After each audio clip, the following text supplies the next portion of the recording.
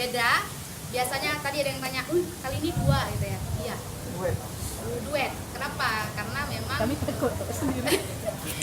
kan ada 16 hari anti kekerasan terhadap perempuan. Jadi kita memang bikin duet gitu, tandem. Pertama-tama nah teringat Kak Dian pernah kasih tahu judul penelitiannya lah yang sebenarnya pakai bahasa Inggris. Nah, gitu kan sebenarnya pakai bahasa Inggris sebelumnya kan Kak. Nah, gitu. Kira-kira judulnya kayak inilah ya, kalau diartiin kira-kira kekerasan berbasis gender lah gitu ya Kak ya. Nah, gitu. Karena ada cerita kekerasan berbasis gender, terus kita jadi mikir, oh ya kekerasan di mana-mana, kita udah kayak terkungkung dengan, udah jadi kayak apa ya, kayak social order, udah kayak kekerasan itu udah biasa aja, udah tatanan gitu. Udah begitu aja. Terus kalau memang kayak gitu harus gimana kan gitu, harus gimana? Ternyata dalam kaitan, maaf ya, tengku juga nggak bikin itu jadi lebih baik. Misalnya ada ceramah-ceramah agama juga yang kadang-kadang ya, nggak semua, perlu diperjelas, kadang-kadang juga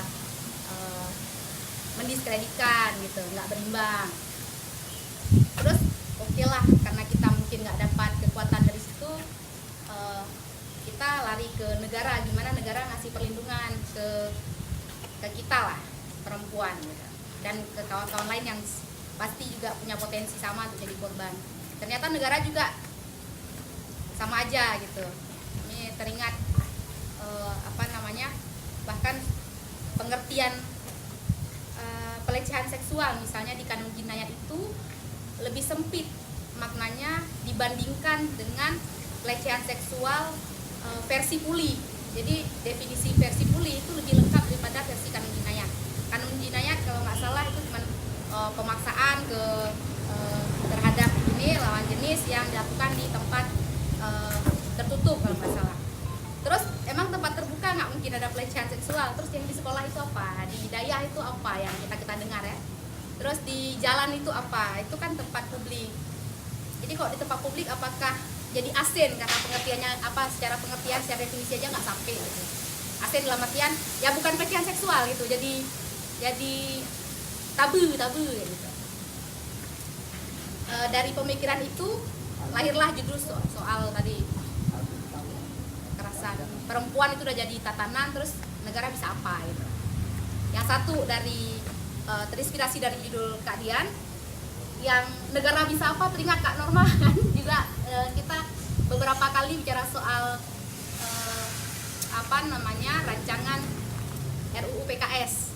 Nah, kan itu kan upaya lain, tapi kan nggak jadi nggak disahkan juga, belum disahkan juga.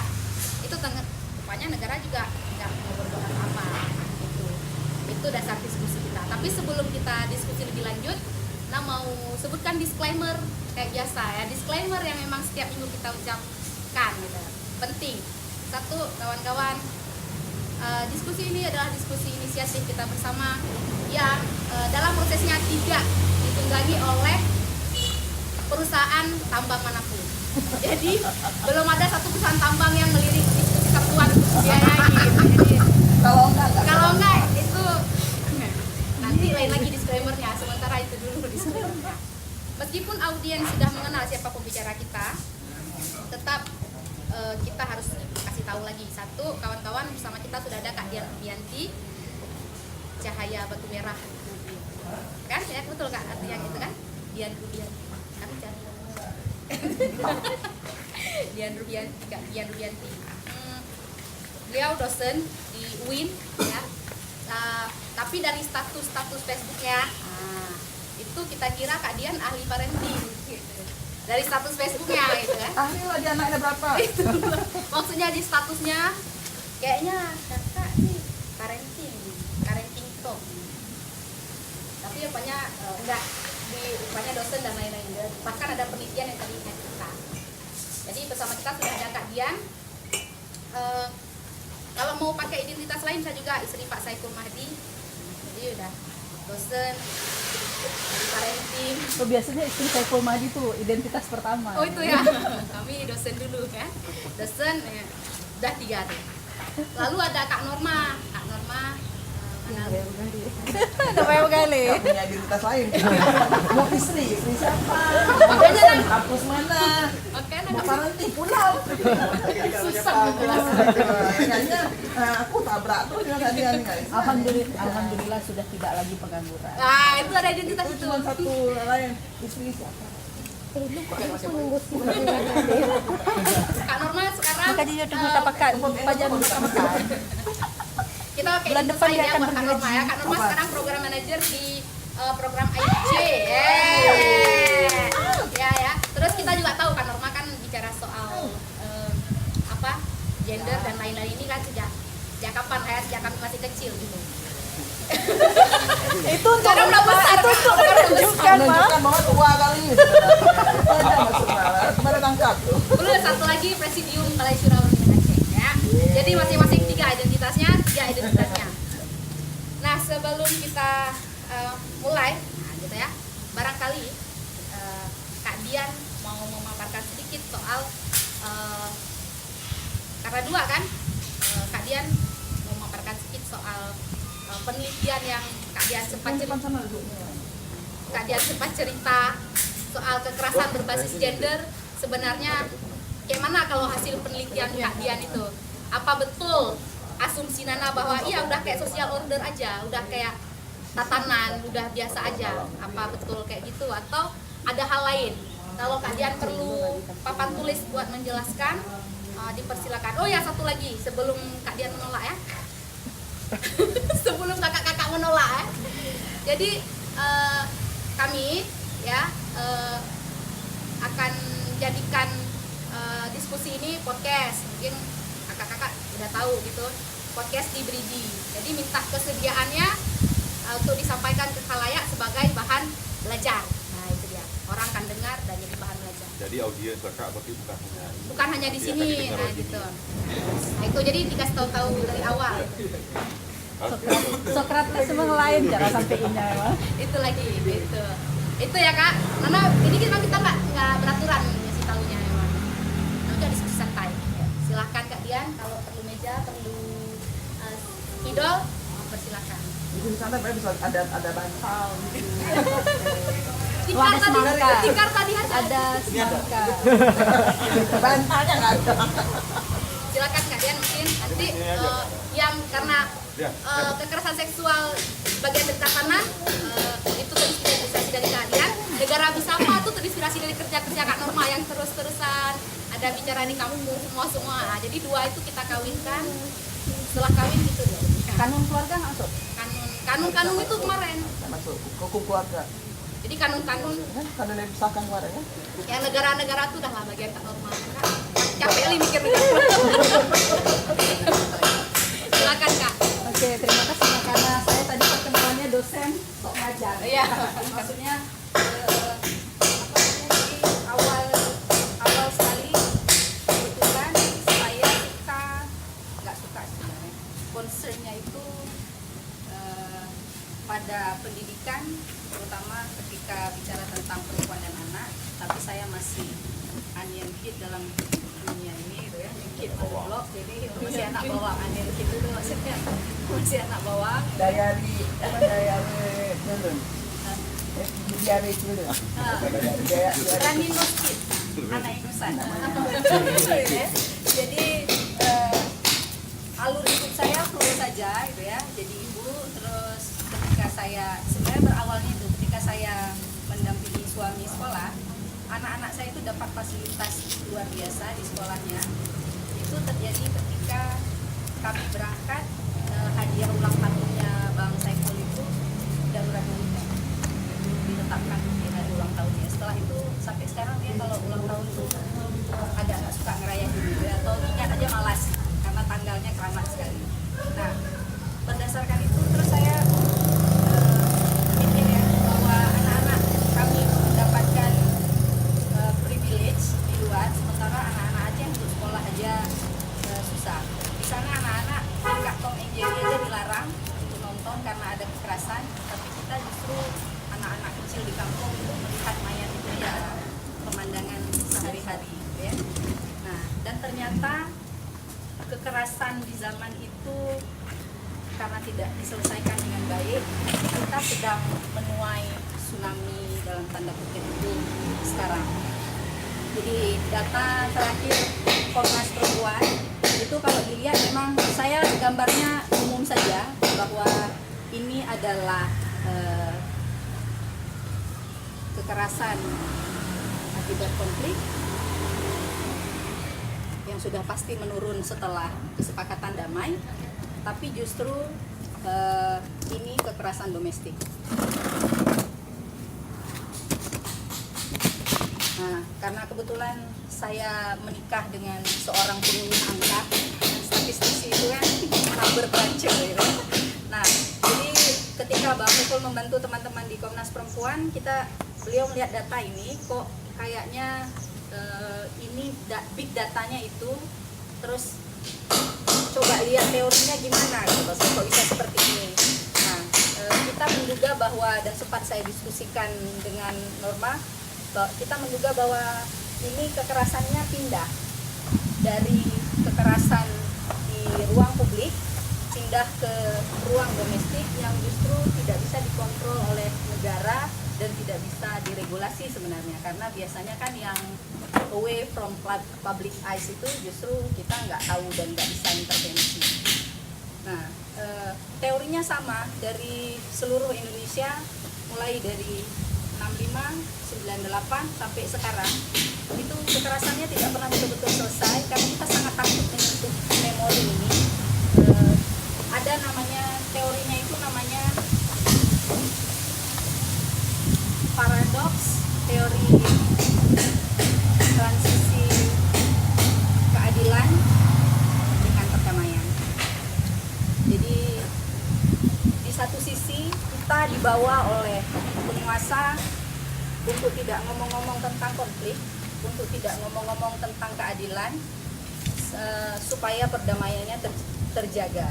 Padahal banyak hasil riset yang sudah membuktikan seperti kejadian di Argentina itu nggak selesai juga seperti kita, tapi jadinya lari ke demonstrasi sosial. Nah, jadi ketika dia tidak selesai, dia akan berubah bentuk. Di Aceh berubah bentuk menjadi, dugaan kami itu berubah bentuk menjadi kekerasan domestik. Nah, kenapa itu nggak bisa diselesaikan? Karena mereka selalu masuk dalam kabinet, di mana kita berharap negara akan hadir. Kalau penguasa yang menjalankan negara, tidak ada identitas terpisah antara mereka dengan antara dosa masa lalunya dengan masa sekarang. Mungkin itu keberuntungan teman-teman di Timur Leste karena mereka sepenuhnya ganti rezim. Jadi yang berkuasa sekarang itu adalah bisa dibilang orang baru. Sementara kalau di kita ya yang berkuasa adalah pelaku kekerasan pada zaman itu dan dianggap loh kayak karu-karu kajir-kajir. Nanti konflik lagi, kan kita selalu takuti seperti itu. Padahal mungkin dari saya kebetulan orang yang sangat mudah terpapar trauma, jadi karena takut sekondari trauma saya tidak pernah berani untuk dengar kesaksian KKR.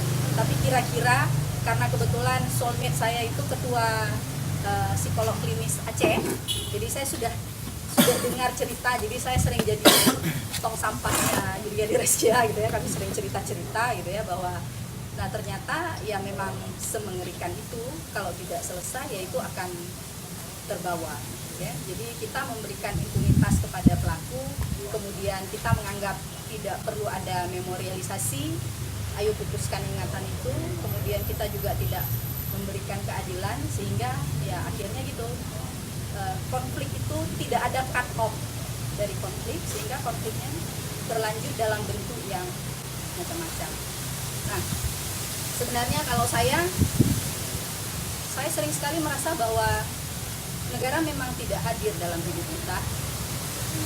Contohnya ya ketika teman-teman TKW dilecehkan, itu gimana negara?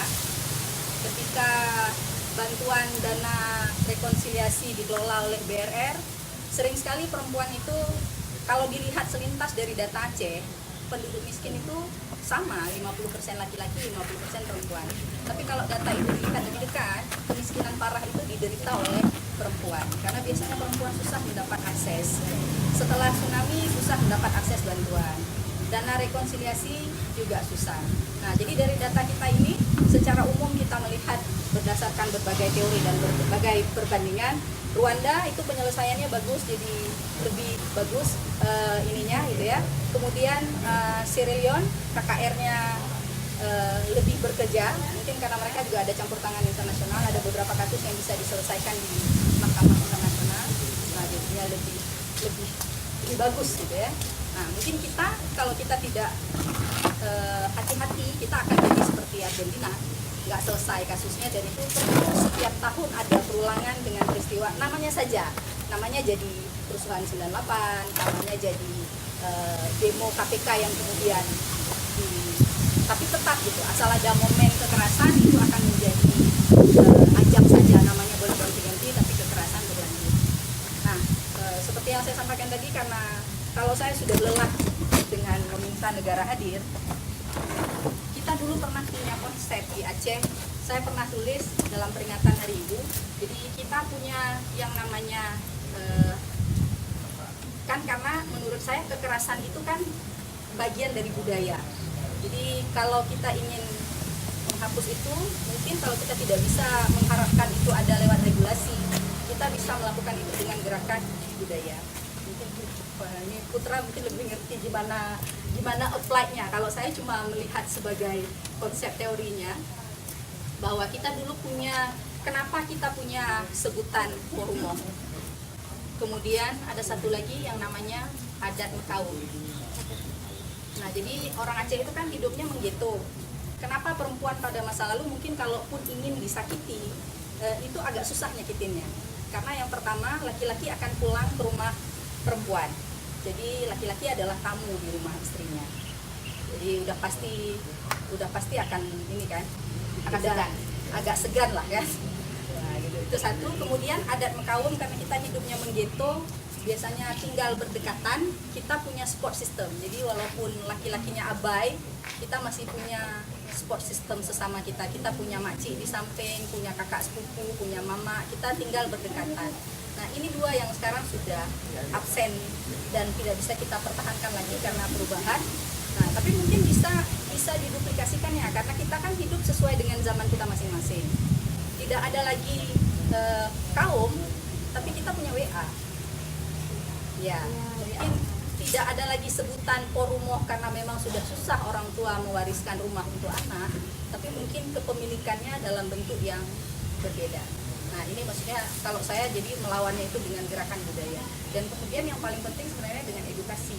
Mulai dari awal, kenapa kekerasan terhadap perempuan ini kan kalau dalam pandangan saya itu baru diungkapkan dan baru ada usaha untuk mengatasinya itu ketika Rasulullah ada, gitu ya. Jadi Rasulullah yang mulai sekali bahwa budak perempuan ketika melahirkan anak dari tuannya, dia itu tidak anaknya adalah anak merdeka. Kemudian jadi saya kalau menurut saya yang feminis sejati itu, gitu ya, terserah nanti kita bagaimana tentu kita masing-masing punya definisi feminis itu apa. Tapi kalau menurut saya yang pejuang feminis pertama itu ya Rasulullah. Yang kedua Umar bin Khattab. Jadi Umar bin Khattab ini mungkin beliau sangat ini ya, sangat ingin melakukan sesuatu dengan dosa masa lalu yang dianggap karena mengubur anak perempuannya hidup-hidup. Jadi perjuangan beliau yang paling penting itu yang pertama ketika masalah hak waris. Ya, hak waris itu beliau yang mengatakan bahwa kalau punya anak itu tidak harus anak laki-laki, anak perempuan pun bisa mewariskan. Kemudian yang kedua, kalau zaman Rasulullah, karena Islam itu kan mengubah adat itu dengan gerakan budaya itu kan tidak ada serta merta kan, tidak begitu Rasulullah datang langsung berhijab kan, enggak, semuanya dalam proses. Jadi proses yang dilakukan pada zaman Rasulullah itu bahwa seorang budak yang sudah melahirkan anak itu adalah anak merdeka, ibunya tidak, ibunya masih budak. Pada zaman Umar terjadi, Umar melihat banyak fenomena sosial ketika ibu ini melahirkan anak, ibunya masih bisa dijual, sehingga anak ini menjadi anak terlantar. Oleh Umar, ibu ini diberikan gelar namanya Ummu Walad, jadi dia separuh merdeka, tidak boleh lagi diperjualbelikan. Nah, jadi kalau ingin melihat negara hadir, itu seperti masanya Rasulullah, masanya Umar, atau masanya Putropang membuat kanun tentang Porumo. Jadi itu cara pemerintah yang seharusnya hadir. Kalau kita tidak, ada beberapa hasil penelitian yang menunjukkan bahwa kanun jinayat itu dalam beberapa hal itu justru menyulitkan perempuan. Misalnya ada bukti untuk pemerkosaan, itu susah untuk dibuktikan karena seperti yang Nana sampaikan tadi di awal, by definition kita tidak bisa memenuhi itu. Nah, kemudian juga alhamdulillah ya di tingkat nasional kebetulan adik angkatnya kita itu ikut sekarang untuk mengedukasi para hakim, karena para hakim dan polisi ketika melakukan pemeriksaan terhadap korban pemerkosaan itu kadang-kadang sangat tidak sensitif. Misalnya ada pertanyaan, Anda menikmatinya, maksudnya mereka mungkin ingin membuktikan bahwa ini perbuatan suka sama suka gitu ya, tapi mungkin harus dilihat lebih jauh sehingga rekonstruksi pertanyaannya itu tidak lagi menyakiti. Untuk bicara saja mungkin bagi korban itu sudah luar biasa gitu ya. Untuk penyintas kekerasan untuk bisa bicara kasusnya kan itu bukan hal butuh keberanian luar biasa, karena itu sama dengan mengulang berkali-kali. Tapi bisa dapat pertanyaan yang aneh-aneh, enak, begitu pertanyaannya yang kita dengarnya aja muntah, tapi itu terjadi di ruang-ruang pemeriksaan.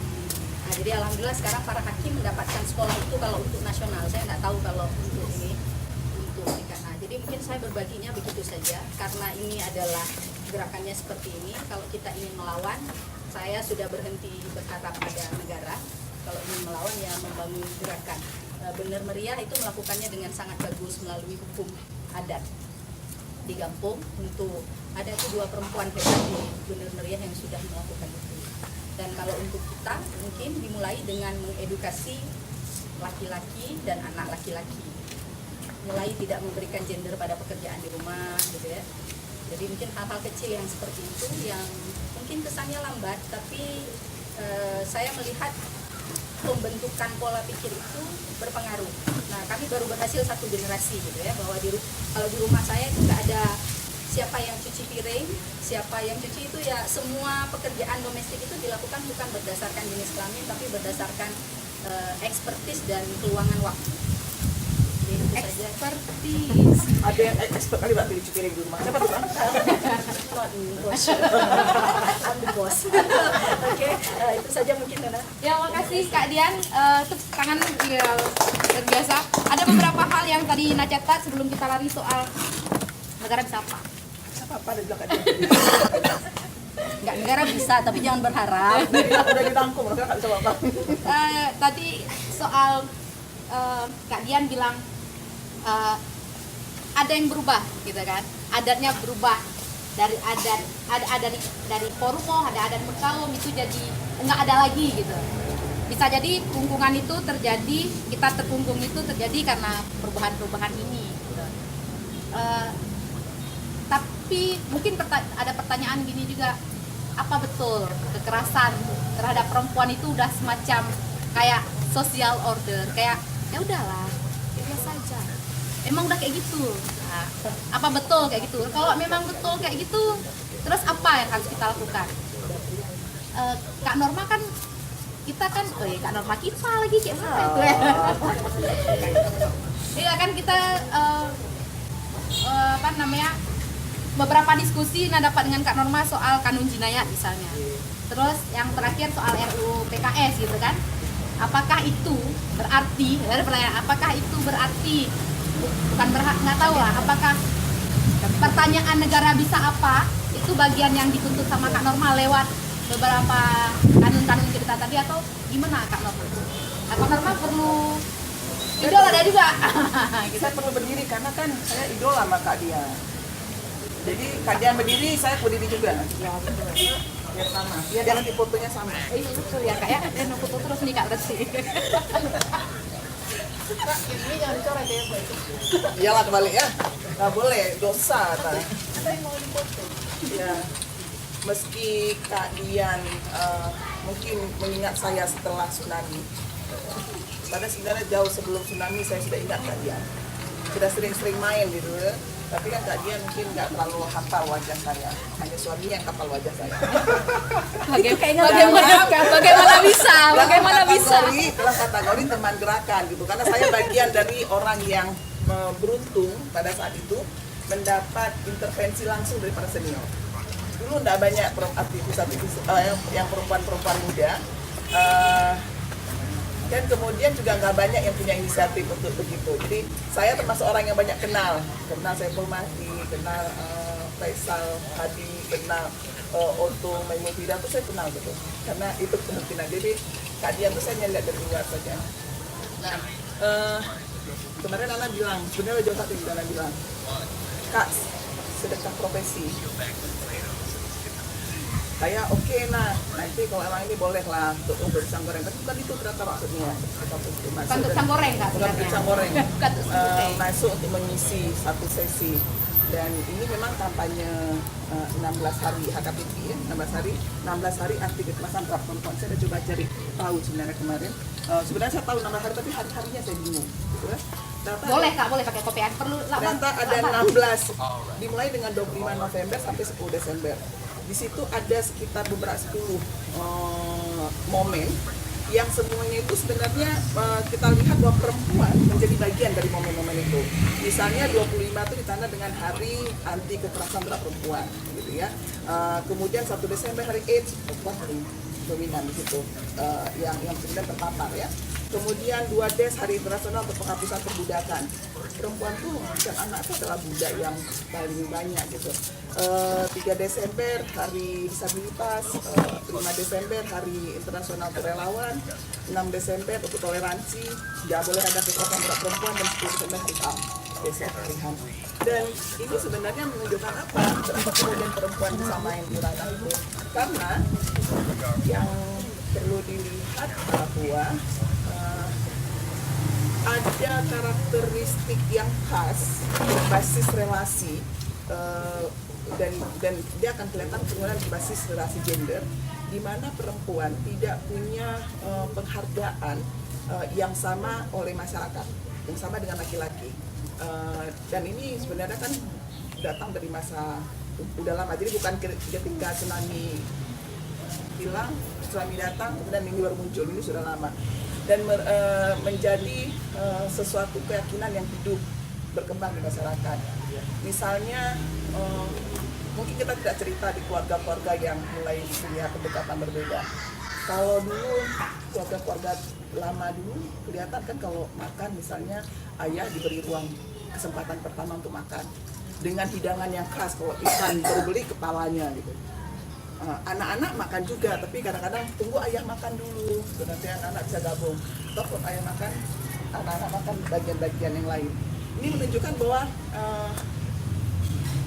pelayanan memang lebih maksimal untuk laki-laki karena memang ada problem-problem cara pandang tadi. Atau saya mengalami ketika misalnya gini, ibu saya bilang berbasis pekerjaannya gender Kak, berbasis ada nama-namanya. Nanti kau cuci lah baju abangmu satu kamarnya. Siapa tahu nanti kalau ada mama lagi dia yang besarin kau, dia yang ngurusin kau. Meski sebelum ibu saya meninggal, abang saya lebih utama saya gitu. Jadi mereka pertama saya mikir, wah yang mana siapa yang menghidupi siapa nih kan gitu. Jadi menurut saya sebenarnya itu nggak muncul. Atau ibu saya suka bilang, Andi masak lah. Bukan tampar laki kok nanti. Jangan laki sampai harus menampar, tapi bukan tulah sampai nggak kawin. Bukan itu. Nah, ada apa? Ada apa gitu ya? Nggak nanti tiba-tiba ada yang terus menyimpulkan kok normal tuh nggak kawin karena di awal gitu. Nah, akhirnya kita menyimpulkan memang ada relasi yang nggak seimbang antara laki-laki dan perempuan. Laki-laki lebih diterima, lebih mendapat tempat dan lebih dihormati keberadaannya secara sosial, budaya tadi dibanding perempuan. Dan ini bukan hanya oleh laki-laki cara pandang ini, juga oleh perempuan gitu. Jadi kita mau dorong hapuskan gerakan yang tidak adil gender, nggak bisa juga karena perempuan juga melanjutkan itu karena pendidikan awal di rumah kayak jawaban begitu. Nah, relasi yang tidak imbang itu, misal ya saya nggak tahu juga buatnya. ini laki-laki, ini perempuan. Jadi perempuan dengan laki-laki itu tidak pernah sama. Relasi kuasa ada di sini. Walaupun kemudian ini ikutin, tapi ada di sini relasi kuasanya gitu. Orang nomor satu. Sehingga pada relasi yang tidak begini, tidak imbang ini, memungkinkan segala hal terjadi gitu, termasuk kekerasan, ya. Dan kalau kita melihat ketidakadilan gender itu ada beberapa, ada termasuk kekerasan fisik, psikis, kekerasan, double burden, marginalisasi, kemudian subordinat, semuanya dialami oleh perempuan gitu ya. Subordinat itu dia kelas nomor 2, marginalisasi, kemiskinan, kemudian double burden, bukan double lagi malah ada multi kayaknya, kemudian kekerasan dan stereotip.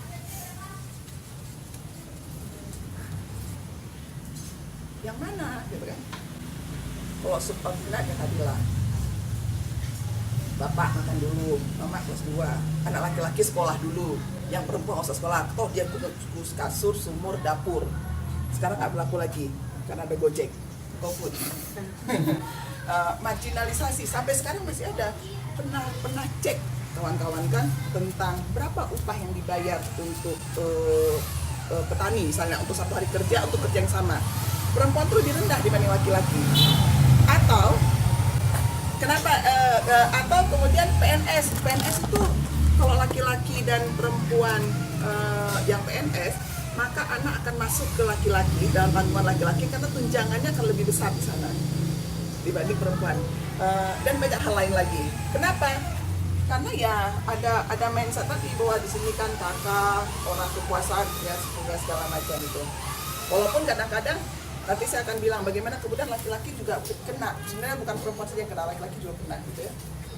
Double burden, perempuan-perempuan yang bekerja masih harus cuci piring.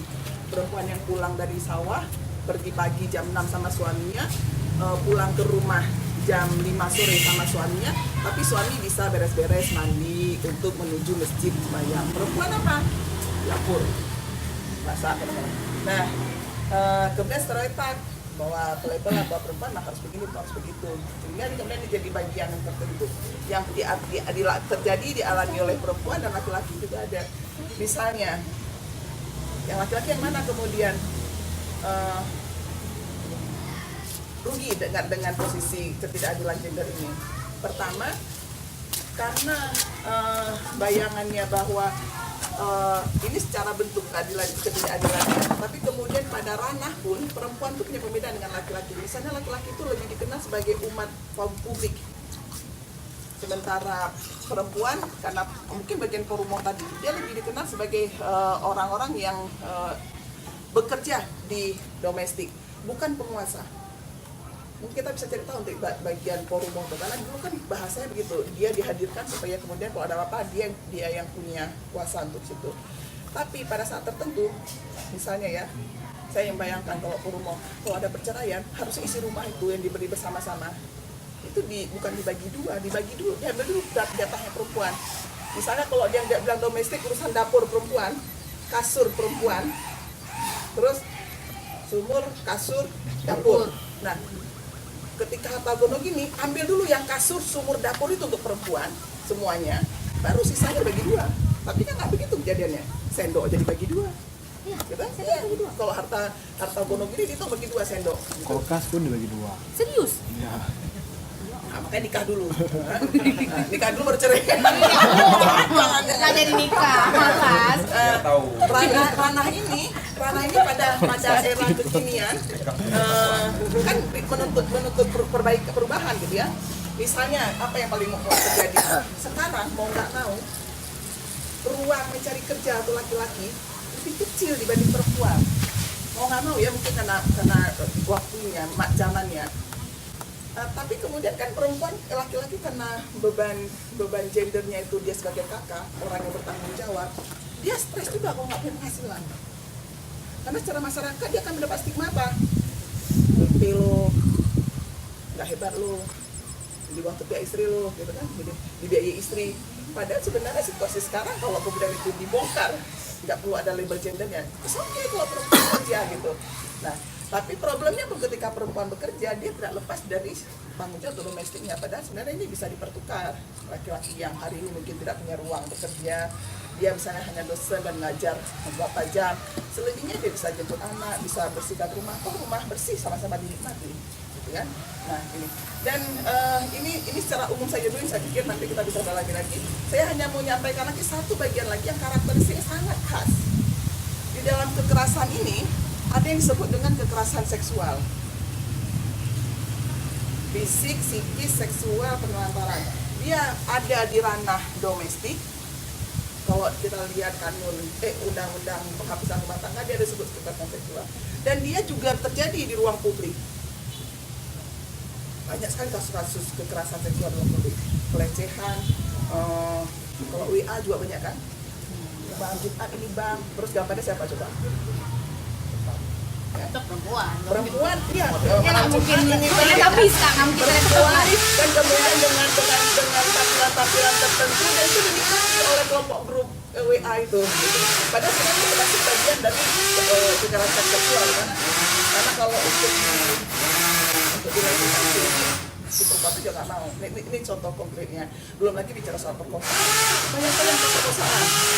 Kasus Saluk Semarang kemarin misalnya. Sodomi di Semarang. Atau kasus perkosaan yang terjadi antar relasi atasan. Luar biasa banyak sebenarnya kasusnya. Nah, kalau kita lihat kenapa bisa terjadi, ya karena relasi kuasanya.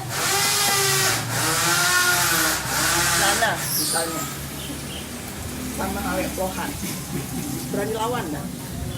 Berani, karena apa? Secara posisi sosialnya, dia punya relasi kuasa lebih tinggi.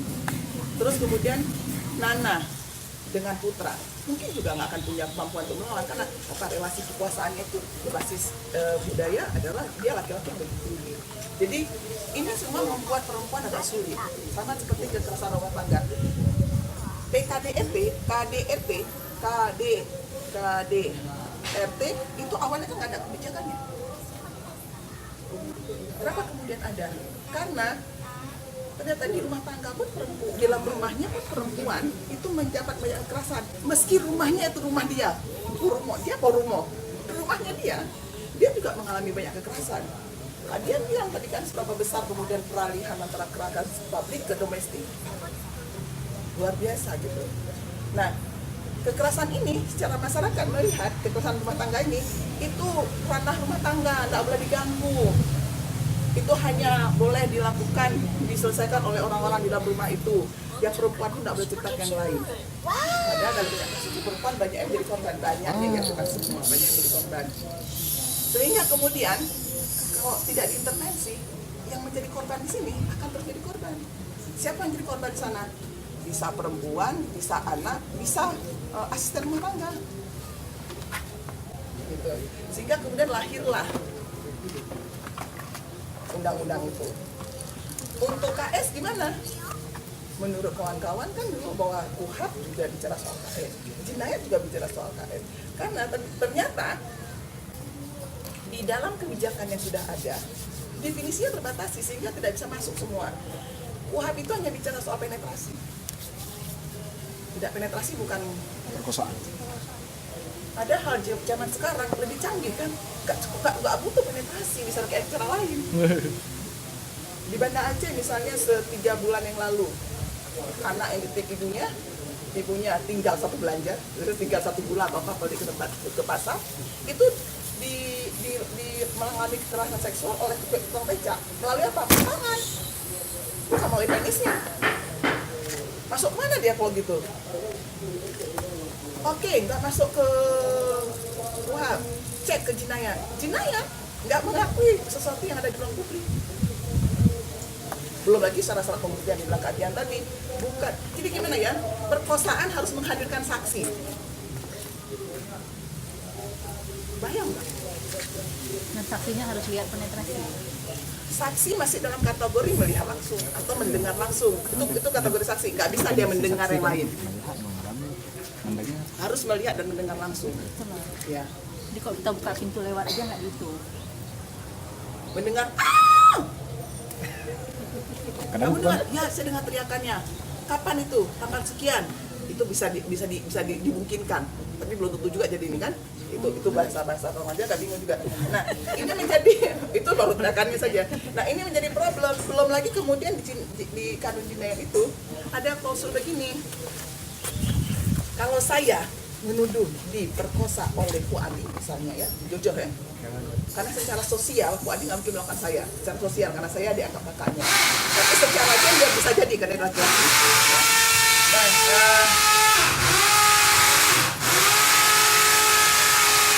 Lohan sabotase. Sengaja. Nggak sengaja lah, nggak sengaja lah. Dari tadi dah kita kasih kode. Nampali marah sama Norma. Iya tadi nggak apa-apa. Sengaja kan? Apa? Subordinat kok sama Kak Dian Raka.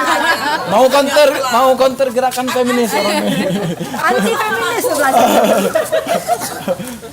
Jadi ketika saya tidak berhasil membawa bukti yang meyakinkan penyidik bahwa saya diperkosa oleh Bu Adi, ya kan? Maka kemudian step berikutnya karena saya sudah melaporkan bahwa saya harus bersumpah. Bersumpah, saya pun harus mendatangkan Bu Adi sebagai orang yang diduga untuk bersumpah. Orang diduga melakukan perkosaan, sumpah. Nah saya sumpah nih dengan lafalnya tertentu, bla bla bla. Sampai kelima saya bersedia dilaknat Tuhan segala macam kata sumpahnya bahwa saya mengatakan bahwa dia memperkosa saya. Bu Adi bilang gitu juga dengan keikhlasan dan kebenaran dan saya bersedia dilaknat Tuhan bahwa saya tidak memperkosa Norma. Maka kasusnya gimana? Pukul. Yang perempuan diperkosa tadi ya udah nggak ada apa-apa. Yang laki-laki diperkosa pulang. Tapi kalau laki-laki ini cerdas, ya kan? Ini kan kita mau bilang pelaku pencuri suruh aku, ya kan? Dia nggak ngaku. Dan dia bilang nyok minongnya kayak permadeke, nyok pegat nom. Dia laporkan, Bu Adi, Kak Norma sudah melakukan pencemaran nama baik. Maka saya yang bisa kemungkinan hukum. Saya korban yang kemungkinan bisa kena hukuman karena Kasus guru di MTB itu ya? tapi kita jinayat, kita nggak sampai jinayat. Iya, Bisa jadi itu Mirip. ya mirip. Jadi ini jinayat kita tuh begitu konteksnya. Belum lagi bicara lain. Dari seluruh semua pasal mereka tidak bicara sedikit pun tentang korban. Tidak ada bicara tentang korban. Karena yang rumuskan. Apa? Mereka bicara soal restitusi yang terbuka untuk korban, tapi nggak ada petunjuk lain yang harus dia lakukan. Jadi pokoknya ketika dilaporkan ya udah dibawa ke segala macam dan selesai. Saya dapat kasus di Aceh Selatan. Laki-laki yang tidak bisa dicambuk karena dia sudah memperkosa anak umur 10 tahun. Kenapa dia nggak tahu cerah tinggi? Udah 3 kali eksekusi, nggak bisa. Jadi dia pulang ke rumah, ketayangan, beteng-teng gitu, korban di rumah. Pada akhirnya coba korban yang langsung bawa keluar. Nah itu satu bagian. Tapi di bagian lain pun kita cenderung melihat ketika kekerasan seksual ini hanya kekerasan seksual lah yang kemudian pandangan masyarakat bahwa dia juga pelaku. Padahal jelas dia korban, tapi kita selalu memahami dia adalah pelaku. Yang dia gatal sih lagi laki-laki. Oh dia pakaiannya gimana? Oh dia kan jalan tengah malam sendirian. Jadi selalu dia dikembalikan. Makanya pertanyaan yang Kak Dian tadi bilang, kamu menikmati? Atau kenapa kamu nggak melawan? Masa kamu sudah diperkosa 4 kali? Masa perkosa 4 kali? Kelima kan muncul. Nah, itu muncul di ruang terhormat itu, gitu ya. Dan kemudian membuat orang jadi trauma berulang, victimisasi, karena dia merasa bahwa dia korban, belum dapat apapun, udah di stigma lagi. Sehingga kemudian banyak kasus-kasus begini, banyak kasus dari perempuan itu fenomena gunung es, tapi kasus kekerasan seksual semakin banyak yang tidak terlaporkan. Kenapa? Karena dampaknya itu bukan hanya ke diri dia. Kasus yang lain ini ke diri perempuan. Kasus ini ke keluarganya dan ke komunitasnya. Kenapa? Sejak lahir perempuan sudah dibebankan tanggung jawab menjaga nama baik nusa dan bangsa. Nama baik keluarga, nama baik kampung. Nama baik kampus. Maka kemudian strategi itu dipakai itu strategi perangkat. Kasus perkosaan banyak untuk apa? Untuk menundukkan suatu kaum, menundukkan. Jadi TNI datang ke satu kampung, sweeping, gak ada orang, melakukan kekerasan seksual, mempermalukan satu kampung dengan melakukan kekerasan seksual terhadap perempuan. Nanti datang lagi yang gerakan yang orang GAM melakukan hal yang sama. Jadi ini memang strategi yang dibangun gitu. Nah ini jadi sangat khas sebenarnya. Sama seperti ketika BRA mengajukan ganti rugi, dia buat kategori bahwa berapa banyak kerugian yang diterima oleh korban pada masa konflik. Dibuktikan kalau dia dengan luka, dengan fisik. Perempuan korban perkosaan gimana cara membuktikannya? Dia nggak diakui. Jadi ini jadi. Nah, kalau kita kemudian balik sedikit satu langkah ke belakang, dalam kategori masyarakat pun kekerasan seksual ini cenderung karena tadi dia menganggap aib dan nama baik kampung, maka dia itu tidak pernah bisa, dia itu harus melewati banyak sekali dinding. Pertama dari keluarganya yang mungkin sudah nggak usah bilang-bilang kok kamu udah perkosa, kan? Bla bla bla. Ini udah dihambat oleh keluarga pertama.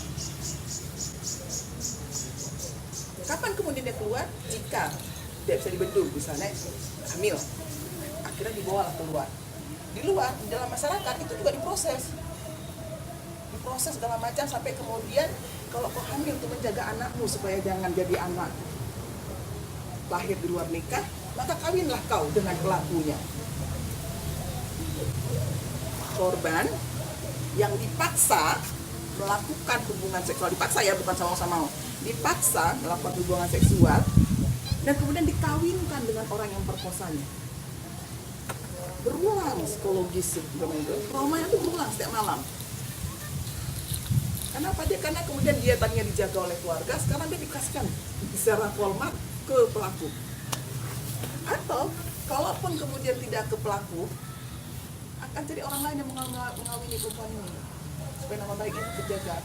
Nah, kalaulah dalam masyarakat yang bicara soal patria, kesucian dan nama baik perempuan, nama baik banget, nama baik kampung dan keluarga adik perempuan, kira-kira ada yang ikhlas nggak menikahi perempuan hasil korban perkosaan yang menjadi korban? Artinya ada skenario yang dibuat dan itu sudah membuat posisi tawarnya ini lebih tinggi yang pelaku. Jadi kemungkinan perempuan itu mengalami kekerasan baru juga terbuka. Kalau kau nggak ada kasus deh, kalau kau nggak kawinin, emang kau kira kau bisa hidup dengan apa? Ya nggak kotor di masyarakat. Terus kalau ada tembus pun, tadi nggak yang bilang di pengadilan, mulai dari pendidikan segala macam ini juga punya kata lain.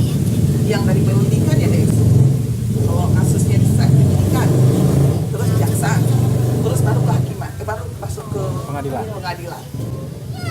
Habisnya luar biasa. Dan ini semua harus ditempuh perempuan. Kasus di Aceh Selatan, ada satu perempuan yang diperkosa, hamil, dan dia diusir karena diusir dengan surat izin bahwa dia melakukan mesum, hamil selama 8 bulan, jadi nggak tahu di mana harus melahirkan, dibawa ke P2A, dilaporkan, diproses kasusnya. Di pengadilan terbuktilah bahwa dia mengalami perkosaan. Tapi di kampung tetap nggak bisa pulang. Nah, jadi kalau kita mau bilang apa kehadiran negara, banyak. PKDRT, kan?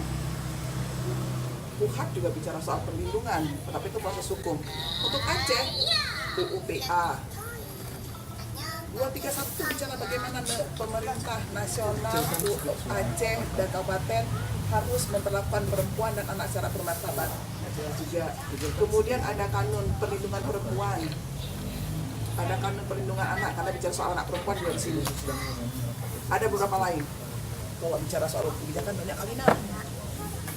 Tapi apakah kemudian ini menjamin perempuan mendapatkan posisi, mendapatkan pemenuhan haknya sebagai perempuan seperti warga negara lain, warga negara yang kelas lainnya? Enggak, ternyata. Kenapa? Karena kebijakannya hanya kebijakan tidak diikuti dengan aplikasi-aplikasi lainnya. kalau begini prosesnya kita bisa kecewa, nggak bisa diharap lagi. Harap mana negara terlalu jauh. Akhirnya kayak Kak Dian bilang, ini mah akhirnya perempuan memang harus hidup sendiri. Tapi kita bilang negara hadir, tapi tidak menyum. Tidak. Anak menyum. Apa nama menyum? Karena nggak ada rasa. Sawan. Tapi anak menyum. Nama tuh. Sang-sang. Sangnya sang. Karena nggak mempengaruhi apapun. Nah, memang harus ada yang dilakukan, dan yang tadi terobosan yang paling menarik adalah kemudian mengenali yang dimaksud dengan kekerasan itu, dan kemudian melakukan sesuatu. Dan saya sepakat, rumah itu bagian ranah laboratorium pertama yang harus dikerjakan sama-sama. Ayolah, siapa yang Balik mau? lagi perempuan yang harus jadi Enggak, karena kadang-kadang gini kan, label-label apa untuk pernyataan jadi madrasah pertama untuk anak. madrasah pertama. Nah, nggak usah ke situ lah. Perempuan itu tiang negara. Harus ngajarin anaknya Rendah. perempuan. Jadi sebagai tiang sekarang, Harus dia ajarin kokoh. anaknya yang laki-laki. Harus kokoh kan? Apa yang kemudian dibuat supaya dia bisa kokoh? Itu yang saya nyanyi. Tapi selalu tiang negara, tapi nggak ada apa-apanya. Ya. Ketika dia harus jadi madrasah pun, apa yang harus kemudian diperkuat? Gimana madrasah kalau kemudian dia sekolah juga enggak? Gimana madrasah kalau dia keluar juga nggak tahu? Gimana dia ngasih tahu anaknya? Ya kan? Dan yang harus dipahami, ketika pun kemudian perempuan ada di madrasah, ada peran yang dimainkan oleh laki-laki di tempat lain. Di tempat lain itu di dalam ini. Saya mengidamkan laki-laki yang bisa berbagi peran, memahami, bukan ada. Saya berharap di antara kalian juga sudah bisa melakukan itu. Misalnya banyak laki-laki yang punya pendekatan berbeda sekarang. Makanya kami ikut. Walau memang perlu dipercepat proses. Jadi bagaimana kemudian kalian mulai? Nah, Nonton aja. jadi siklusnya terus berulang dan negara belum bisa memutus mata rantai itu. Kenapa kemudian hadir RUPKS? Nah, dia masuk prolegnas sekarang. Nah, alhamdulillah, kalau nggak jamin juga. Dia masuk pada rancangan yang diprioritaskan untuk dibahas, karena kemarin kan lewat, nggak jamin juga karena desakannya banyak gitu. Di dalam RUU ini banyak hal yang kemudian terobosan yang dibuat. Yang terobosan paling penting adalah dia juga bicara soal pemulihan buat pelaku. Jadi bukan cuma pemulihan buat korban, tapi juga pelaku. Kenapa? Biar nggak berulang. Dia tidak berulang karena ternyata penis dan segalanya itu adalah alat. Apa yang kemudian yang mendorong dia melakukan sesuatu? Perspektifnya, cara pandangnya ketika melihat perempuan. Jadi yang harus dipenuhi, yang harus dituntaskan bukan kebiri, bukan penisnya. Kan kebiri kan ada yang waktu dulu kebiri. Tak mempan. Jantungnya diambil. itu nanti itu bicara lain lagi kan gitu kan, karena yang berhak itu kan cuma Tuhan lah. Jadi ada semacam intervensi yang harus dilakukan oleh para pelaku, yang diwajibkan ikut oleh pelaku, yang kemudian ya bahasanya mungkin kalau bahasa RP pembinaan atau segala macam, sehingga kemudian yang menyadari bahwa yang dilakukan itu memang tidak benar. Jadi perspektifnya harus dibuatkan. Jadi ketika dia pulang ke komunitasnya, dia bisa punya cara pandang yang baru. Karena kalau dikebiri, dia pulang, ini yang masih punya otak mesum, dia nggak perlukan dengan penisnya. Gimana caranya dia menyesali supaya terus dia mau bunuh diri gitu. Harus ada materi yang kesana gitu. Ya. Kita yang bunuh gitu kan. Ya, saya udah merepotin gitu kan. Ada aja. Habisin anggaran negara ya. Nah, ini yang kemudian sedang didorong, tapi punya banyak tantangan juga oleh banyak orang kan. Dan hal lain yang coba kemudian dilakukan untuk bagaimana membenahi kekerasan dalam rumah tangga, karena kan dia nggak bisa dilihat satu, dia intervensinya akan berbeda-beda di masing-masing ranah domestik dan praktik. Misalnya ada program Calinda, banyak sekarang semua ngomong Calinda, duitnya banyak tuh. Apa tuh jangan? calon terbaru. Ada Oh ya pengumuman, ada Allah, kami nggak tahu karena bukan. curhat lagi. belum. Tapi kemudian kita bisa cek sejauh apa materinya disampaikan, sejauh apa metode bahasa yang digunakan, sehingga kemudian itu juga bisa masuk dan dipahami oleh calon-calon pengantin baru tadi. Jadi banyak problem yang negara kemudian nggak mampu mengupas selapis demi selapis untuk membongkar bahwa oh ini ada masalah ini yang harus diatasi. Sanggup. Kenapa nggak sanggup? Harusnya sanggup. Harusnya, karena kan negara punya kewajiban to promote, to fulfill, dan to protect. Harusnya dia memakan pemenuhan dan menjamin pemenuhan dan menghormati dan melakukan kegiatan-kegiatan promosi dengan kebijakan-kebijakan itu. Kenapa dia nggak mau? Ya itu tadi yang disebut dengan perspektif itu, cara pandang itu ada di semua tempat termasuk negara tadi. Upaya akan banyak hal yang dilakukan. Jadi RUU PKS pun kalaupun disahkan belum tentu juga semua pasalnya akan lebih baik. Di RUU PKS itu ada kalau Komnas Perempuan kan menemukan sekitar 15 kekerasan seksual. Tapi kemudian dirangkum menjadi klasifikasi ada 9 kekerasan seksual yang diakomodir di dalam RUU PKS. Misalnya pelecehan seksual, eksploitasi seksual, pemaksaan kontrasepsi. Karena di dalam keluarga juga ada. Tapi walaupun kontrasepsi ini bukan cuma dulu waktu konflik ada yang orang dipaksa perbudakan seks selalu ada di wilayah di lokasi perang termasuk Aceh. Jadi mereka ini memasang kontrasepsi ini sering pil segala macam. Kalau kasusnya terbuka memang judulnya menarik karena waktu itu aku pernah menuliskan kasus ini waktu itu di Polres Aceh, gitu ya. Pemaksaan aborsi, pemerkosaan, pemaksaan perkawinan, pemaksaan pelacuran, perbudakan seksual, dan penyiksaan seksual. Masing-masing punya definisi dan itu juga punya tantangan baru juga untuk memastikan ke orang gimana kemudian orang bisa meyakini bahwa jadi sekarang ini kekerasan dengan RUU ini ketika kamu nggak nyaman secara seksual karena tindakan orang lain baik dia perilaku ataupun verbal, kamu sudah bisa melaporkan. Itu hal yang kemudian memotivasi banyak orang bahwa kebijakan rancangan ini memang harus didorong untuk disahkan gitu. Setidaknya anak-anak pun yang sekarang ini nggak punya uang untuk mengadu karena dianggap nggak layak, dia bisa melakukan. Saya kalau kemudian dulu kita kan suka ya, bukan kita, saya enggak. Kalau di kawan-kawan SMA suka pelecehan megang ini sorry ya buah dadanya gitu, atau yang laki-laki anak sekolah bilang itu kasih gak tawan lagi itu udah karena pantatnya gitu. Jadi hal-hal begitu sebenarnya yang kemudian dirasa melecehkan itu tidak bisa dilakukan. Nah, satu lagi saya mau bilang bahwa sebenarnya negara belum banyak melakukan sesuatu dan tidak substansi pada hal yang kita butuhkan untuk memastikan bahwa korban mendapatkan haknya. Semua korban, khususnya korban seksual. Karena sampai hari ini kalau ada kasus perempuan pasti udah dia korban, reviktimisasi lagi pasti karena dia. Jadi dibuat dia menjadi pelaku. Seolah dia menjadi pelaku. Perempuan dicerai sama suaminya, mana cerai daster aja pakai di rumah. Nah, apa urusannya dengan daster? Padahal memang laki-laki pulang dari konflik, kawin lain. Kemarin lebih kinclong mulai di sana gitu. Perempuan nggak bisa, tapi mungkin merasakan ini analisa awal juga ketika cek informasi yang lain masa konflik. Misalnya saya di kampus itu punya materi soal tsunami. Aceh dapat tsunami 2004 dan diakui bahwa kita nggak pernah tahu soal tsunami itu walaupun dia ada perubahan zaman dulu. Padahal dalam durasi konflik, masa konflik itu dari 98 ke 2004 itu ada kejadian tsunami di daerah lain. Tapi kenapa kemudian nggak masuk? Karena begitulah konflik itu membuat segala macam yang masuk dari luar itu nggak bisa masuk ke dalam. Nah, saya meyakini jangan-jangan kasus-kasus KDRT itu juga sebenarnya akan terjadi.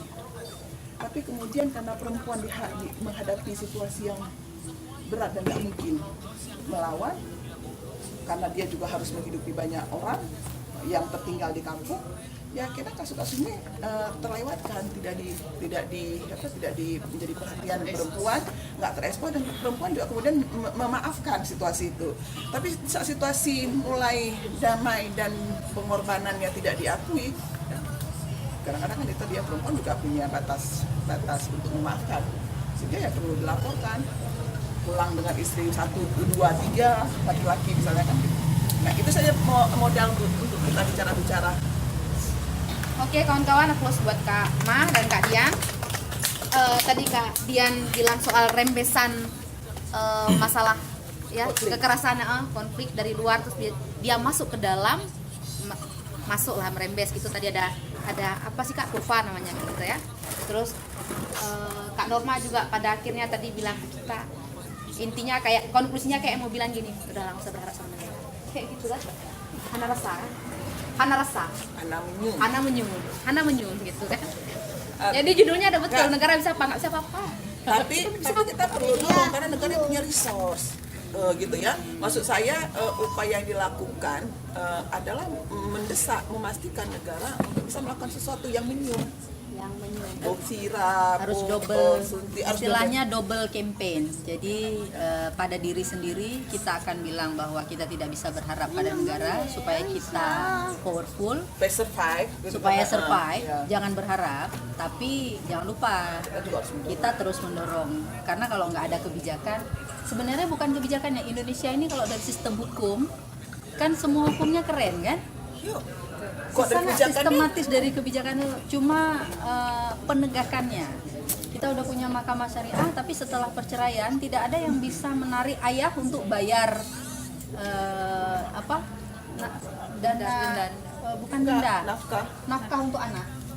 Ada namanya itu apa? Alimony. Ada istilahnya itu. Jadi iya, ya enggak, maksudnya kan anak harus tetap harus dibiayai. Setelah perceraian tidak menyebabkan ayah kehilangan tanggung jawab, kan tidak mengeliminasi hak nafkah dia sebagai ayah. Tapi itu kemana dikejar? Kan selalu kalau udah bercerai ya itu urusan lo gitu kan, kayaknya itu bukan sperma dia gitu. Jadi kok si istri yang berusaha untuk mengikuti anaknya. Nah itu yang kemudian muncul di kanun perkawinan, hukum perkawinan ya, kanun Aceh tentang hukum perkawinan. Jadi mungkin kalian akan malu sendiri lah ya. Saya sebenarnya orang yang malu juga membaca kanun itu. Misalnya di kanun itu dia kan banyak merujuk salah satu ya tentang poligami, tapi ada banyak salah lainnya. Bagaimana kemudian poligami hanya dilihat sebatas hubungan seksual. Jadi bicara soal bergilir itu di kanun.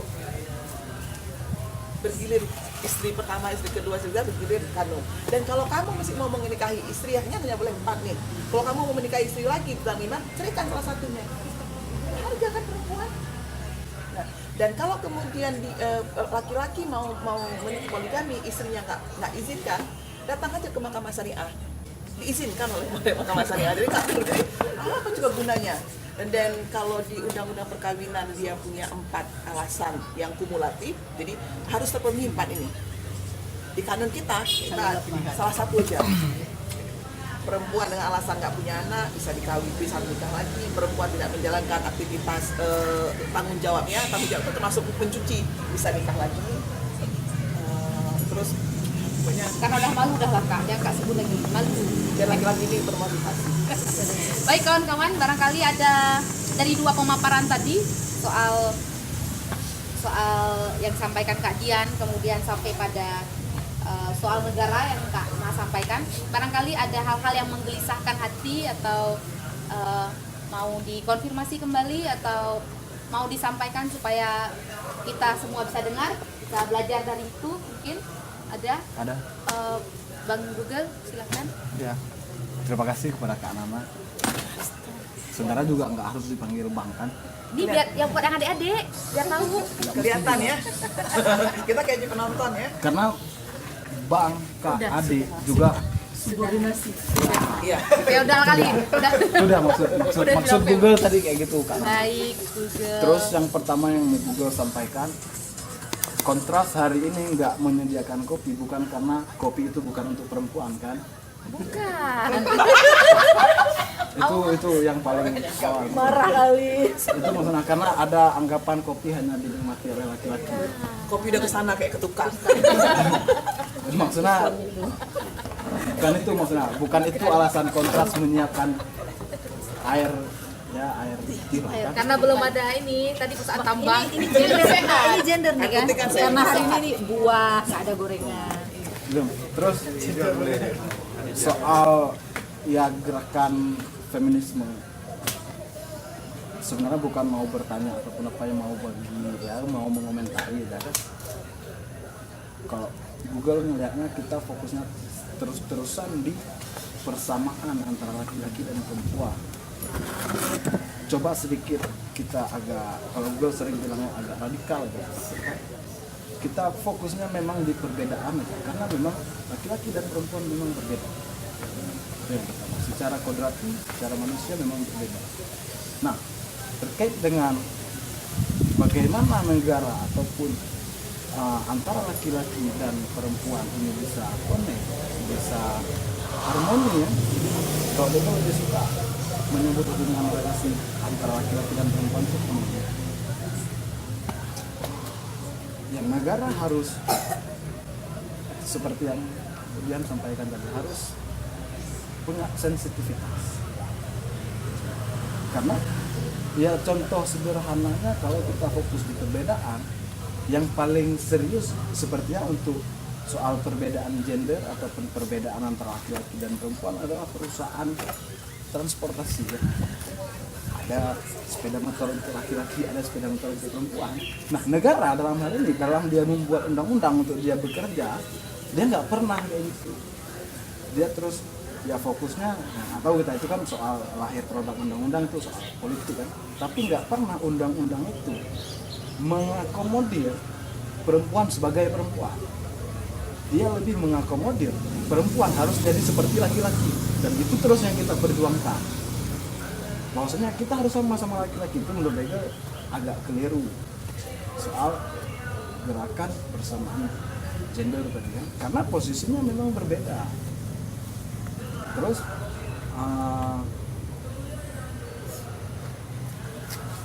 soal ingin mengubah paradigma berdasarkan karena memang kita berbeda tadi, laki-laki dan perempuan, maka Google sangat sepakat dengan teori yang tadi kan soal sensitivitas. Bukan artinya laki-laki harus jadi perempuan, enggak ya itu kan. Soal bagi peran tadi yang kami sampaikan tadi enggak, bukan artinya nggak boleh juga Google cuci piring, cuci baju, cuci lain-lain segala macam, boleh. Yang nggak boleh apa? Google nyusuin anak, karena nggak ada susunya juga. Itu dia berbeda kan. Ya mungkin itu kalau salah ataupun apa kan. Dan alasan ini secara pribadi Google ikut ini karena di dua diskusi tadi Google nggak ikut, ya untuk belajar sensitif sebenarnya. Siaplos lah ini kan. Tempat tanggal lahir Apa luar baru dalam apa iklan rokok itu luar baru dalam masih barang lama. Berarti itu Google biar nggak feodal kami panggilnya Google. Jadi Google jadi feodal. Satu lain kawan-kawan ada yang mau menyampaikan kegelisahan biar sekalian nanti di direspon kali gitu ya Kak. Jadi karena biasanya sebentar lagi akan ke suara pengajian Kak. Pengajian. Berkah lainnya. Oke, Agam silakan Agam. Agam senyum-senyum hari ini. Kalah dia. Ya, sebenarnya agak penasaran dengan kapan Ramadan. Kenapa tidak kawin? Oke. Jadi anehnya saya pun sampai sekarang masih bertanya-tanya, banyak aktivis-aktivis gender di sekeliling itu yang memang masih single. Apakah itu karena paradigmanya tentang gender atau ada masalah lain yang lebih kompleks? Ya, oke, itu yang pertama. Itu yang pertama. Oke. Kedua. Kak. Kamu ini mau tahu aja sih. Oke, Biar yang nggak kedua, gelisah Kak. mari kita mendengar juga ungkapan-ungkapan alasan-alasan kenapa para duda itu nggak menikah, bukan duda, saya ada juga laki-laki yang tidak menikah. Saya di balik itu semua mereka pun merasa ada keributan tertentu di perempuan itu kalau di rumah ini ketika bermain domestik ada sifat-sifat asli yang keluar dan sehingga si laki-laki ini sangat susah gitu. Ada stereotip itu sangat susah untuk mengaturnya, untuk secara koordinasinya susah. Apakah itu benar-benar ada atau memang cuma stigma aja gitu? Karena banyak ungkapan dari yang udah menikah pun begitu ya, udah menikah untuk menghadapi perempuan itu wah perlu ilmu yang benar-benar tinggi gitu. Oke. Yang ketiga mungkin untuk Kak Dian, saya pernah mendengar beberapa curhatan ibu-ibu kalau laki-laki itu punya masa puber kedua, di mana di masa-masa dia umur 40 ke atas itu dia minta kawin lagi gitu. Itulah. Jadi si suami itu terkadang minta mau mencari celah gitu, mencari celah untuk poligami tadi. Dan apakah itu benar? Ada nggak secara keilmuan, pengetahuan yang memang mengatakan itu? Karena kebanyakan yang poligami itu kan umurnya ya ada, misalnya ada masa puber kedua lah kalau bahasa ibu-ibu yang saya dengar. Oke, mungkin itu aja ya. Oke, satu lagi mungkin karena sesuai status dia pertanyaannya, maaf. Kenapa tidak menikah? Kalau menikah, kenapa suami nanti poligami? Jadi emang gitu Kak, emang udah di set. Baiklah. Satu lagi ada biar sekalian biar ganjil ya. Ada? Kalau enggak biar kita genapkan terus. Cerita kenapa diberi di media kan politik bahasa, politik apa ini kan bahasa budaya Bang Putra pernah bilang itu bahwa ternyata paradigma yang semacam ini kan nggak hanya dibangun dari institusi negara segala macam, media juga berperan. Kemarin PBB nge-tweet bagus sekali itu situsnya judul berita harus diganti kalau ada pemerkosaan ini perempuan sebagai korban kata-kata kan tuh kegatelan segala macam kan, stigma seperti ini, janda, pelakor dan segala macam. Ini bahasa yang masih digunakan. Kakak Suri mungkin punya apa pandangan itu? Oke, nah ulang atau nggak perlu ulang pertanyaannya? Nggak usah diulang ya? Nggak usah ya Kak AA. Berarti Kak kita mulai dari siapa dulu nih? Mau Kak Dian dulu atau Kak Nama dulu? Kak. Oke. Karena Norma pandai merangkum, Kak Dian aja, Kak Dian sedikit aja nanti Norma panjangnya. Oh boleh. Berarti Kak Dian, berarti biar berurut Kak. Oke, 1, 2, 3. Silakan Oke. Kak Dian. Kalau saya definisi, karena tadi di awal saya juga mengatakan bahwa feminisme ini kita definisikan, kan kita punya definisi masing-masing. Cara kita mengkonstruk kata itu yang akan menentukan sikap kita seperti apa. Feminisme yang ada di dalam kepala saya seperti yang Google bilang, bahwa gender itu kadang-kadang kita lupa bahwa tidak bisa dengan tidak boleh, gitu kan? Jadi itu sering jadi konsep. Saya setuju dengan Google bahwa untuk saya feminis yang diperjuangkan ini adalah bukan serba sama. Kesetaraan itu kan bukan berarti laki-laki manjat kelapa, saya disuruh manjat kelapa, saya nggak mau gitu ya. Jadi memang maksudnya bukan serba sama, sepakat, bukan serba sama, tapi adalah pemenuhan hak yang sesuai dengan fitrah. Gitu. Karena ketika fitrahnya yang berbeda itu kan sebenarnya pada mengandung, melahirkan, menyusui itu saja. Tapi kita juga nggak ada-adakan kalau memang tidak boleh gitu ya. Misalnya apakah perempuan bisa menjadi imam sholat? Bisa. Apakah kalau makmumnya laki-laki, perempuan bisa menjadi imam sholat? Bisa, tapi tidak boleh dalam agama kita. Itu yang harus kita bedakan ketika kita bicara gender. Jadi ada yang, apakah perempuan bisa panjat kelapa? Bisa, tapi kemudian dikonstruksi oleh budaya bahwa itu hanaru kalau bahasa Acehnya, gitu ya, nggak pas, nah gitu. Jadi kan kita bicara bahwa ini adalah relasi sosial yang kita konstruksikan sendiri sebenarnya. Tapi karena kita Muslim, kita berpegang lagi pada aturan di atasnya, pada boleh dengan tidak bolehnya itu. Nah, jadi apa yang sudah dibilang tidak boleh, sehingga kalau misalnya nggak jadi gerakan yang bablas gitu loh, bahwa memaksa bahwa ada nabi perempuan cuma nggak ditulis saja dalam Al-Quran, itu nggak ada gitu ya. Jadi nggak usah dipaksa, yang nggak ada tuh nggak usah dipaksa gitu kan. Nah jadi ketika kita bicara kebijakan, sebenarnya yang ingin diperjuangkan adalah bagaimana kebijakan yang seperti disampaikan oleh Norma tadi, bahwa jangan sampai gara-gara maternity leave perempuan kehilangan pekerjaan. Jangan sampai karena gendernya perempuan dia diberi upah lebih rendah. Jangan sampai karena dia punya kelamin perempuan dia mengalami ketidakadilan. Itu aja sebenarnya kalau untuk saya perjuangannya seperti itu. Jadi untuk saya sama, kita sepakat dengan itu. Saya nggak setuju juga kalau serba sama karena banyak pekerjaan laki-laki yang saya nggak mau kerjain. Gitu ya. Gitu. Kemudian yang kedua, saya yang Salim Attillah mengatakan bahwa love is a verb, cinta itu kata kerja. Jadi ketika menikah, Umar bin Khattab juga mengatakan bahwa pernikahan itu komitmen. Apakah kita mau bekerja terus? Karena hanya ada 2 hari antara suami istri itu, hari jelek atau hari baik, pilih gitu ya. Nah kalau kita mau hari jelek ya marah-marah aja, kalau mau hari baik mari saling mencintai gitu ya. Apakah ada krisis? Ada. Pernikahan berdasarkan pengalaman, saya dan teman-teman sepakat memberi nama pernikahan itu 5 tahun pertama itu 5 tahun gatal-gatal 5 tahun pertama. Karena 5 tahun pertama itu kita saling mengkonstruksi, mencari frekuensi, gelombang mana untuk berkomunikasi. Biasanya kalau lewat 5 tahun ini, tapi ini setiap pernikahan unik. Jadi kita nggak bisa pakai, nggak bisa copy paste punya orang lain. Pakailah sepatu kita masing-masing karena itu yang paling nyaman. Nah jadi 5 tahun pertama menentukan frekuensi yang mana. Kemudian nanti memang ada krisis yang masa pertama, krisis parubaya. Biasanya krisis parubaya yang kita alami berbarengan dengan krisis puberti anak. Jadi memang ada 2 dan burden yang paling besar itu ada pada ibu karena dia harus menghadapi masa puberti anaknya dan masa puberti suaminya. Itu kalau suaminya egois. Gitu ya. Nah, alhamdulillah saya dapat yang paling baik sedunia itu gitu ya. Insya Allah til jannah gitu ya. Nah, jadi biasanya begitu. Krisis pertama kenapa di usia 40?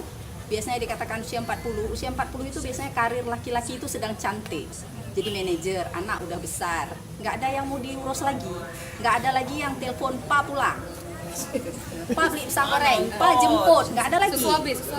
Susu habis, pampers habis itu nggak ada lagi. Jadi 40 itu dia udah tenang, udah karir. Tinggal main tenis, main bulu tangkis, ngopi di mana, ketemu kawan-kawan, cerita sukses gitu kan. Disitulah muncul lagi cerita memori daun rusung.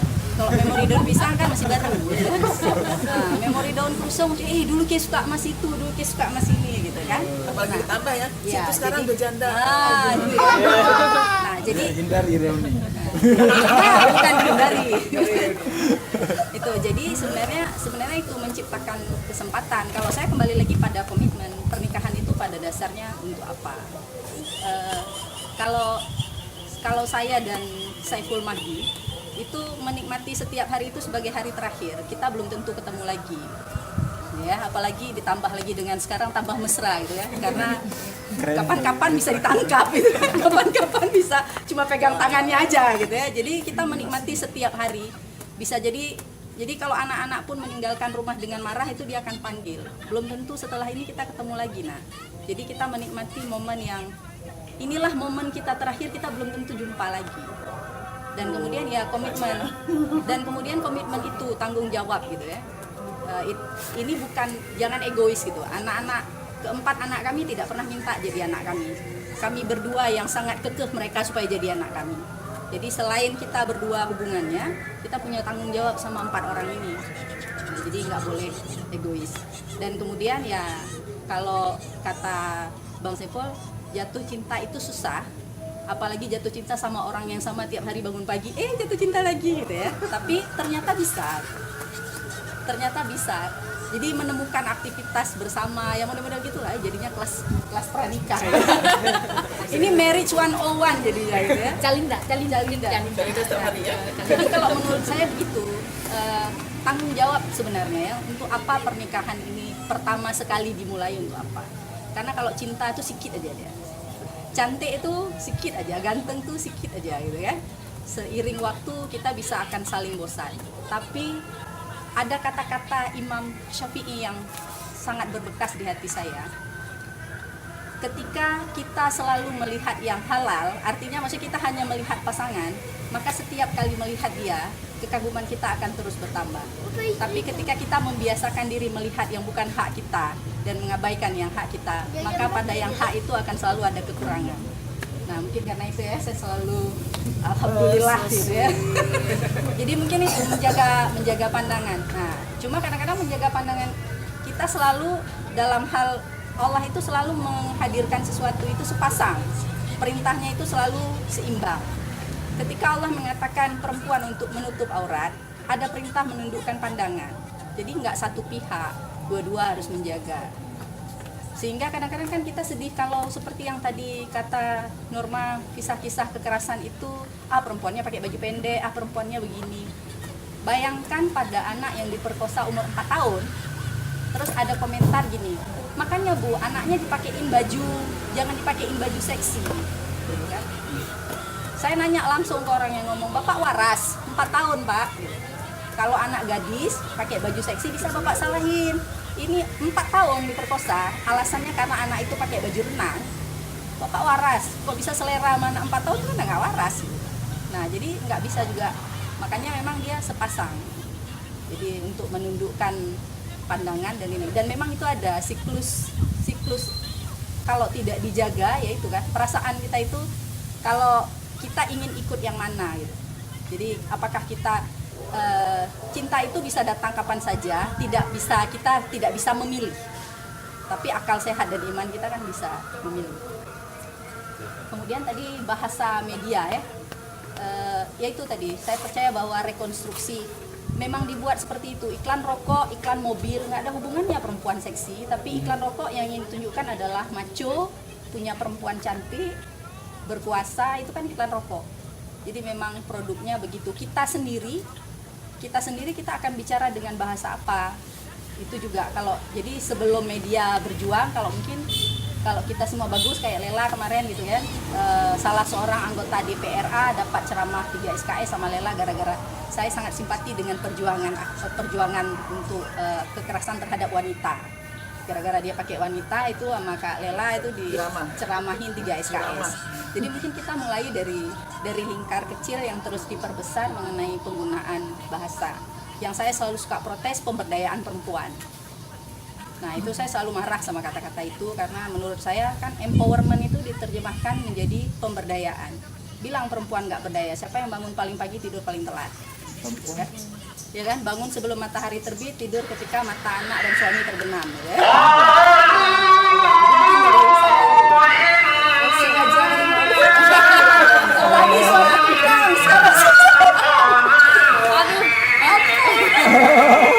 Langsung aja ya, cepat. Tidak ada yang buat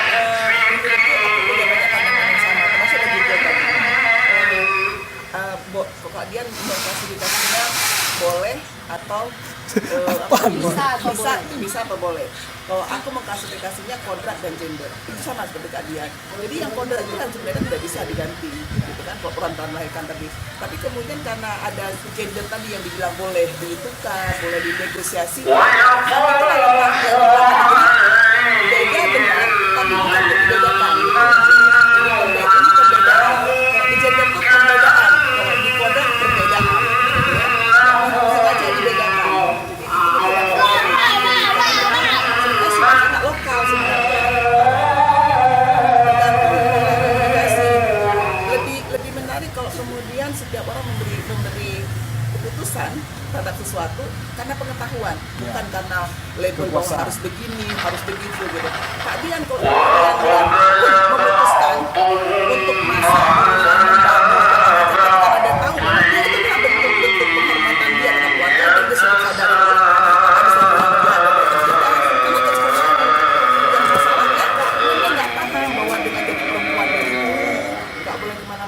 sudah menyenangkan suami, nah itu menurut saya informasi yang nggak masuk, nggak sama.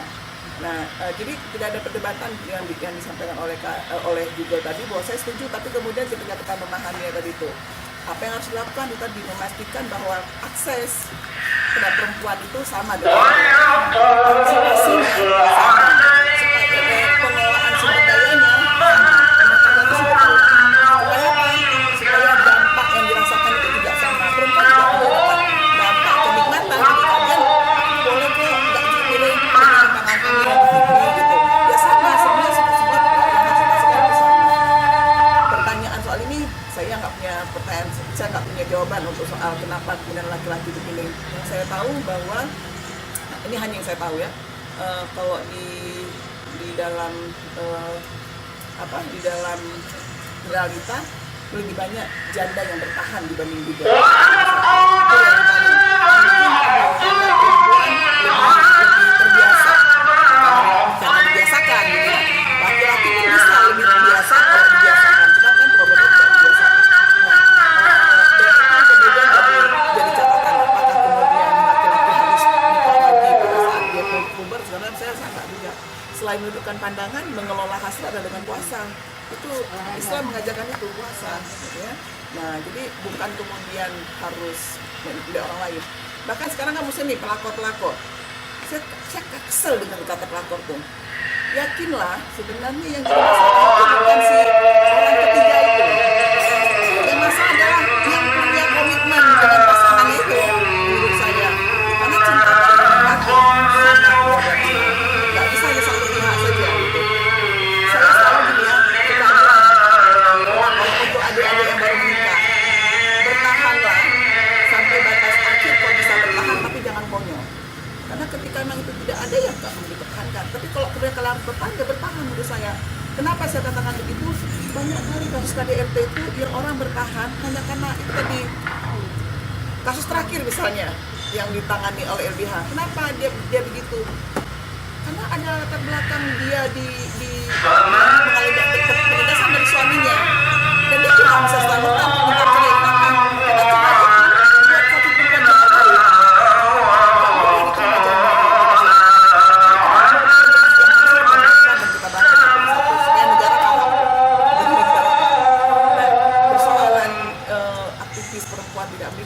Pasti punya alasan berbeda-beda. Tapi kok saya tanya di antara mereka cenderung punya keinginan besar untuk menikah. Seperti saya.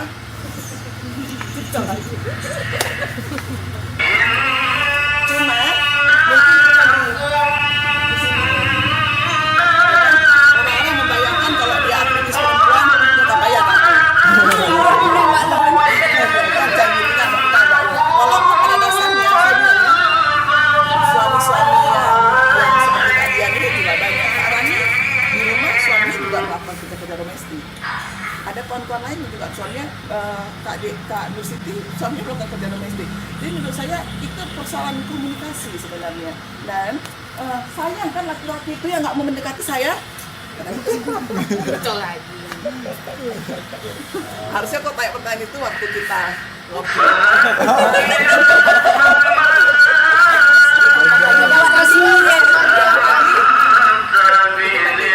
Media kan punya peran pendidikan publik. Nah, ini yang kemudian saya bilang kalau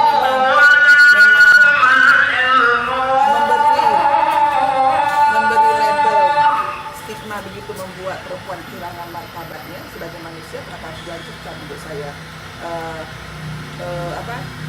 sesuatu yang nggak penting-penting amat sebenarnya ya. Kalau dia menjadi korban perkosaan juga dia menjadi korban perkosaan, nggak perlu ditambah-tambah dengan embel-embel lain misalnya yang akan membuat orang menjadi kayak tidak tampilan. Sorry, saya belum namanya inisial inisial itu ceritanya kayak panduan. Kenapa alasannya baca? Ya kami kan yang buat segitu, yang baca tukang becak. Lah namanya tukang becak perlu dipandu kayak gitu. Dia tindakan perkosaan ini dimulai dengan dia membuka celana dalamnya, step 1. Step 2, sangat penting itu menurut saya. Dan membaca celana maka kemudian kasus perkosaan ini berlaku tidak banyak yang melakukan baik karena relasi kuasa lagi, bisa jadi karena pendampingan orang tua. Dia akan ke siapa? Ke temannya atau ke orang yang muda.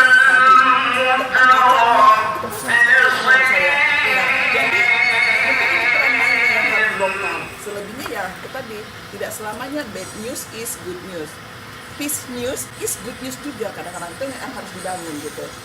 Masa sih, kalian nggak tersinggung nih iklan di TV perempuan jelek, kusam namanya, terus tiba-tiba pakai skincare sesuatu kinclong, putih, merah, terus laki-laki senang, mencintai. Sebenarnya kalian rendah kali ini.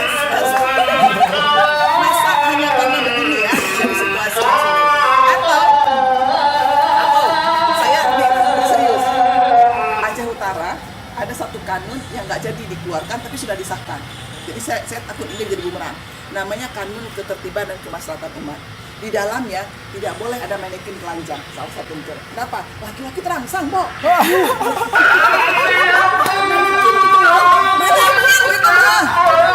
Seharusnya yang marah itu laki-laki. Menurut saya. Tapi kanunnya memang tidak jadi dipublikasi, walaupun saya dengar itu bisa saja juga. Kita bisa nggak tahu gimana posisi kanunnya.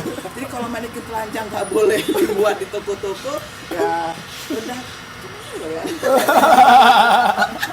Inilah realita. Nah, harusnya itu yang saya bilang tadi bahwa problem ini jangan diserahkan hanya kepada perempuan. Gitu. Kawan-kawan juga sebenarnya menjadi aktor penting untuk mulai menyampaikan ini, mulai berubah. Jadi kalau kalian punya keluarga, ya jangan tunggu istri seperti tadi yang bisa mulai. Kak, makasih Kak.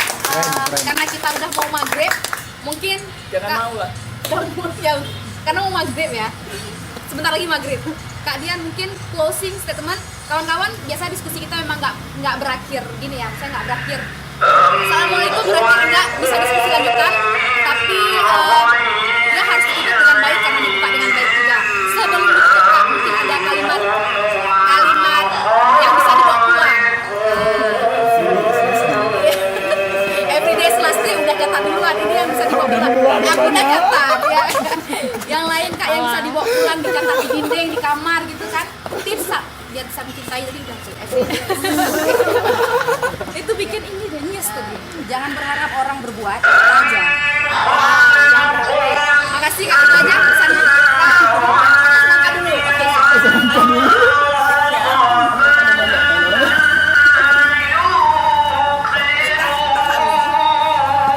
Ada situasi yang sedang berjalan itu tidak memberi ruang keadilan yang baik untuk semua.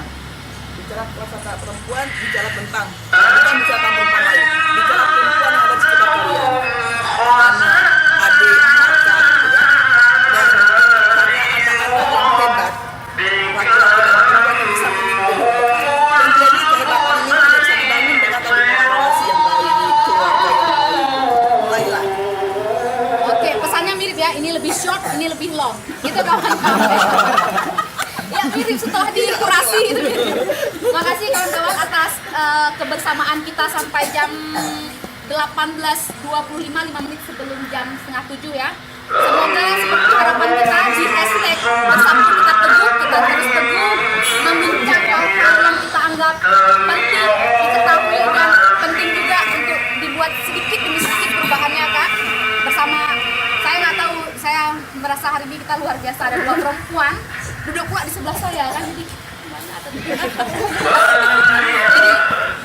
makasih banyak Kak untuk kesediaannya berzakat hari ini. Berzakat. Makasih buat kawan-kawan juga yang berzakat waktu, bensinnya habis gitu. Semoga apa yang kita bincang hari ini bermanfaat. Saya mungkin apa ya, kalau berharap pahala dan lain-lain lama kali tunggu mati dan lain-lain gitu ya. Seenggak-enggaknya apa yang kita bincang hari ini bisa bikin perubahan, karena katanya kalau pengetahuan itu hanya di kognitif nggak sampai perubahan laku, itu sayang kali gitu kan, transformasinya tanggung gitu. Mohon maaf kalau saya ada salah dan kilaf. Makasih buat semua yang hadir, Bang Landa, semua kawan-kawan, Kak Rubamu yang nggak mungkin sebut satu karena bakal habis waktu juga. Wallahu